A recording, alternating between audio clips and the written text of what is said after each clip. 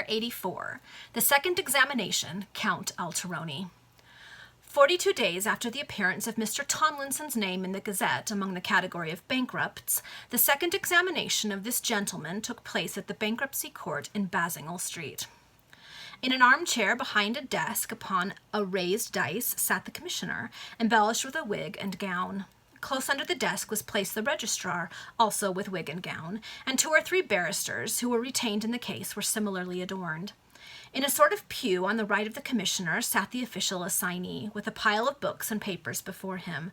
About 200 persons thronged the room, most of whom, by their sullen and sinister looks, might be easily recognized as the creditors of the bankrupt. At a distance from the box in which the witnesses were placed during examination stood Count Alteroni with folded arms and severe countenance. A few moments before 11 o'clock, a bustle was heard near the door, and a whisper of "Here's the trade assignee" ran through the crowd.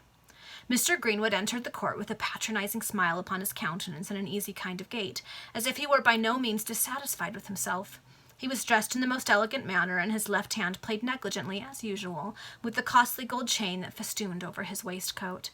As he passed through the crowd of his friend's creditors, many of whom were known to him, he addressed a few words in an offhand and patronizing manner to those whom he recognized at the moment. "Fine day, Mr. Stiles. How are Mrs. Stiles and those dear children?" Mr. Stiles was an old bachelor. "Ah, Mr. Milksop, how are you? Quite delighted to see you. Why, upon my word, you are getting quite stout." Mr. Milksop was thin as a lath. "But everything prospers with you, I suppose. Well, Mr. Shivers, how do you do? Anything new on the stock exchange? I believe you don't suffer much by this business of Tomlinson's, do you?" "Only £3,000, that's all," returned Mr. Shivers, with a smile which would have turned new milk sour. "Oh, a mere song," exclaimed Greenwood, tossing up his head. "Well, Vokes, are you here? You don't mean to say that you're wasting your time in this manner, eh? Tullett, my good friend, delighted to see you. Why, how well you look, to be sure." Mr. Tullett was in a rapid decline, and he grinned horribly a ghastly smile at this salutation. In this manner did Mr. Greenwood work his way through the crowd until he reached the desk of the official assignee, by the side of whom he took a seat. "Where's the bankrupt?" exclaimed the clerk of the court in a loud and imperious tone of voice, while Mr. Greenwood bestowed one of his patronizing smiles upon the commissioner. "Here," replied Tomlinson, and he stood forward close by the witness box. He was pale and altered, and the marks of care and anxiety were visible upon his countenance. The glance he cast around him as he took his stand in the presence of the commissioner was hurried and fearful. He almost dreaded that the face of Michael Martin would meet his eyes as he thus hastily scanned the crowd by whom he was surrounded. But his alarm was without foundation. The old cashier was not there. The examination of the bankrupt then commenced.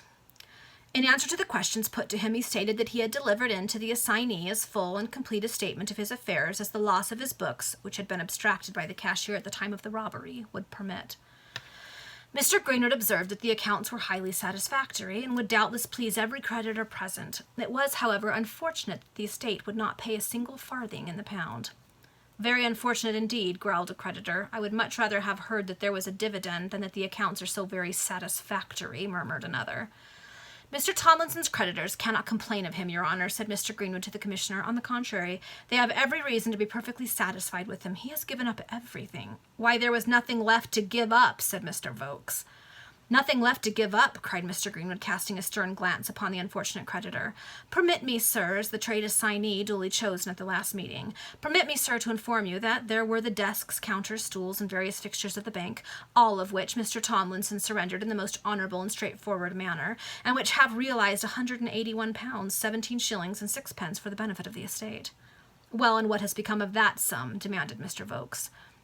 "Consumed by the expenses of the fiat," answered Mr. Greenwood coolly. "But as I was observing, Your Honor, when I was interrupted in a most indecent manner, the position of Mr. Tomlinson is a most honourable one." "Perhaps it is even enviable," said the consumptive creditor dryly. "And I, for one," added Mr. Greenwood, "shall certainly sign his certificate." "Have no tidings been heard of the cashier who absconded?" inquired the commissioner. "None, sir," answered the official assignee and Mr. Greenwood simultaneously. "What has become of the bankrupt's furniture at his private residence?" demanded a creditor. "His landlord issued a distress for a year's rent the moment the bank stopped," answered Greenwood. "The amount due to this most hard-hearted and unfeeling landlord is £120, and the furniture would not fetch more than that at auction. I therefore, with full concurrence of the official assignee, allowed that very harsh man to keep the goods." A barrister who had been retained for one of the creditors then proceeded to examine Mr. Tomlinson. You allege that about £94,000 were abstracted from the bank by the fugitive cashier. I do, or as nearly as I can guess. And yet by this balance sheet, I perceive that your liabilities are £200,000. Were you not insolvent when the robbery was perpetuated? Perpetuated. It would appear so, certainly. Then how do you account for that immense deficiency? I can account for it in no other manner than by presuming that my cashier had carried on a systematic mode of plunder for some years past, but as I placed implicit reliance on him, I was never led to an investigation of my actual position. Do you mean to say that your cashier embezzled many £1,000s every year? I am afraid that such was the fact. The barrister asked no further questions. Another opposing counsel interrogated the bankrupt relative to his affairs, but Tomlinson's replies were given in a manner which afforded no scope for suspicion. None divined how much it cost that unhappy man thus to heap shame and infamy upon the head of a faithful old clerk, who never wronged him of a shilling. The case terminated by the declaration of the commissioner that the bankrupt had passed his second examination. Tomlinson was glad to escape from the frightful ordeal to which his feelings had been subjected for 2 mortal hours, and while he hurried home to conceal his emotions from every eye and meditate upon his condition in private, Mr. Greenwood busied himself in obtaining signatures for his certificate. This was an easy matter to a man of the financier's powers of persuasion, and that very afternoon the names of 4/5 of the bankrupt's creditors were attached to the parchment which was to relieve him of all past embarrassments. When Greenwood took the certificate to Tomlinson in the evening, he said, "My dear fellow, you will soon be a new man. In 21 days this document will have passed the Lord Chancellor in the Court of Review, and be duly registered in Bassingall Street. I will then lend you £1,000 at only 20%, to start you as a stockbroker. You see how well I have managed your business. You have passed through court, and you have kept your furniture." "Which I would have given up to my creditors had you permitted me," said Tomlinson sorrowfully. "Nonsense, my dear fellow. Never give away what you can keep with a little manoeuvring. Your landlord can now withdraw his friendly seizure, and all will be well." "Nothing will render me happy until I find out that poor old man who has so nobly, so generously sacrificed himself for me," observed Tomlinson, in a tone of deep dejection. "What can have become of him?" "Oh, do not bother yourself about him," cried Greenwood impatiently. "He will turn up one of these days, and then you can remunerate him handsomely." "That would indeed be a moment of supreme happiness for me," said Tomlinson. "Yes," continued Greenwood, musing, "a £5 note will recompense the old fellow well for his conduct." "A £5 note?" repeated Tomlinson. "Can you be in earnest, Greenwood?" "Well, if you think it too much, give him a couple of sovereigns," said Greenwood coolly. "But I must take leave of you now. I am compelled to devote a couple of hours this evening to the interests of that free and enlightened body whom I have the honour to represent in Parliament. So adieu, Tomlinson, and when your certificate is registered, come to me." Mr. Greenwood then took his departure from the bankrupt's abode. "The heartless villain," cried Tomlinson, when the door had closed behind the financier. Then, after a long pause, he added, "And yet his ingenuity has saved me from eternal degradation and shame." In the meantime, Count Alteroni returned to his dwelling at Richmond. He reached home at about 5 o'clock in the evening and found his wife and daughter anxiously awaiting his arrival. The moment he entered the drawing-room, the ladies cast timid and yet inquiring glances towards him, and their hearts sank within them when their eyes caught sight of his severe and sombre expression of countenance. "My dear wife, my beloved daughter," he said, advancing towards them and taking the hand of each in his own, "my worst fears are confirmed. The bank will not pay 1/6 of dividend. Greenwood has contrived to get his fellow conspirator clear of the tribunal, and the creditors have not a hope left. It was with greatest difficulty that I could so far master my feelings as to avoid an interference in those most iniquitous proceedings, but my position, my rank, forbade me from attempting aught to expose those villains. And now, my dear wife, now, my charming Isabella, prepare yourself to hear the worst. We are ruined." "Ruined!" exclaimed both the Countess and her daughter at the same moment. "Oh, no," said Isabella. "We have many friends, my dear father." "To whom I will not apply," said the Count proudly. "No, we must wrestle with our evil fortunes and trust to the advent of better times. At present everything seems to conspire to crush us, and should that contemplated marriage take place in Castelcicala—" "My dearest husband," interrupted the Countess, "do not aggravate present griefs by the apprehension at that which as yet only menaces us. It is scarcely possible that the Grand Duke will perpetrate such a folly." And that title of Marchioness of Gianni, and that pension, do they not speak volumes? Cried the Count bitterly.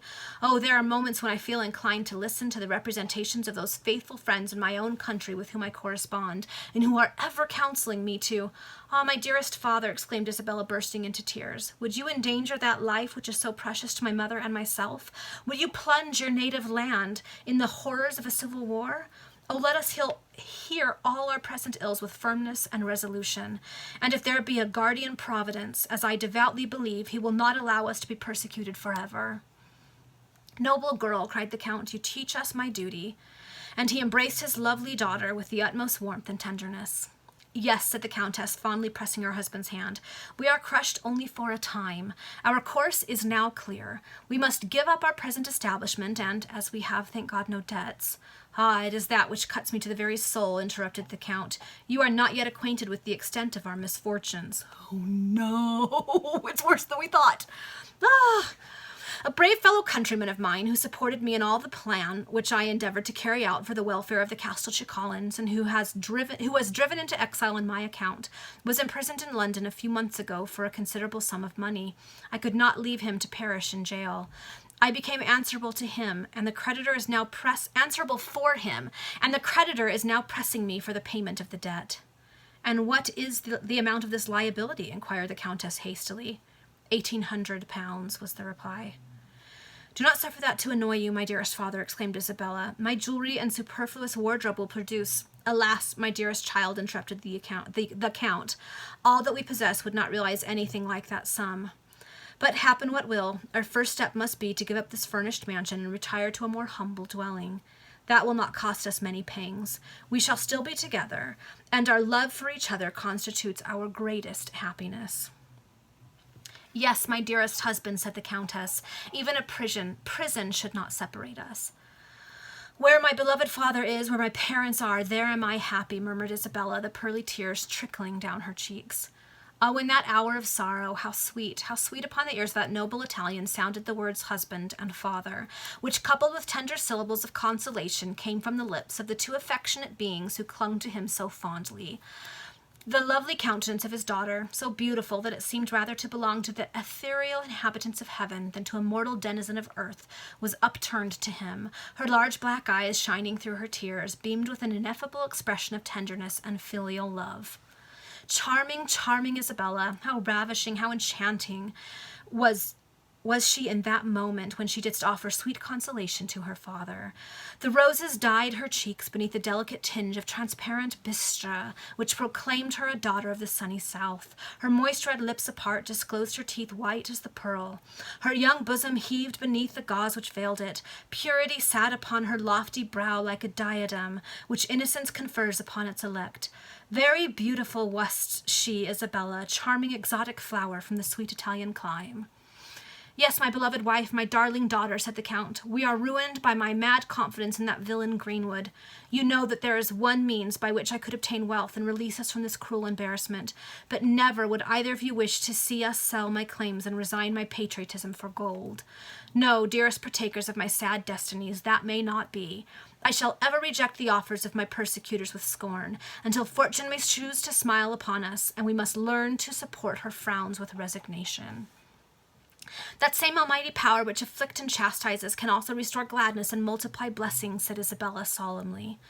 A servant now entered the room to announce that dinner was served in another apartment.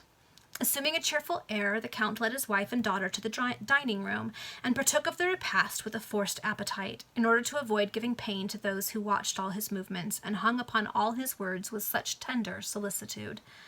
After dinner, the Count, still pondering upon the scene in which a tender wife and affectionate daughter had administered to him such sweet consolation, and experiencing a delicious balm in the domestic felicity which he enjoyed, said to Isabella, "Read me from your album, my dear girl, those lines which a poet is supposed to address to his wife, and which always possesses new charms for me." Isabella hastened to obey her father's wishes and read in a soft silver tone. Scarcely had she finished when a servant entered the room and announced a Mr. Johnson, who had some pressing business to communicate and who was very sure that he shouldn't be considered an intruder.